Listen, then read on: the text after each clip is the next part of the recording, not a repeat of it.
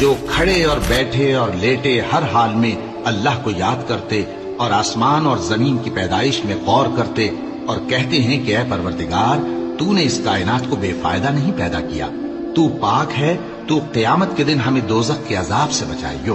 اے پروردگار جس کو تو نے دوزخ میں ڈالا اسے رسوا کیا اور ظالموں کا کوئی مددگار نہیں ہوگا۔ اے پروردگار ہم نے ایک پکارنے والے کو سنا کہ ایمان کے لیے پکار رہا تھا کہ اپنے پروردگار پر ایمان لاؤ، تو ہم ایمان لے آئے۔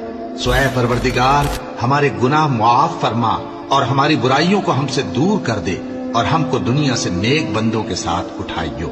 اے پروردگار تو نے جن جن چیزوں کے ہم سے اپنے پیغمبروں کے واسطے سے وعدے کیے ہیں وہ ہمیں عطا فرما اور قیامت کے دن ہمیں رسوا نہ کیجیو۔ کچھ شک نہیں کہ تو خلاف وعدہ نہیں کرے گا۔ تو ان کے پروردگار نے ان کی دعا قبول کر لی اور فرمایا کہ میں کسی عمل کرنے والے کے عمل کو مرد ہو یا عورت ضائع نہیں کرتا۔ جو کھڑے اور بیٹھے اور لیٹے ہر حال میں اللہ کو یاد کرتے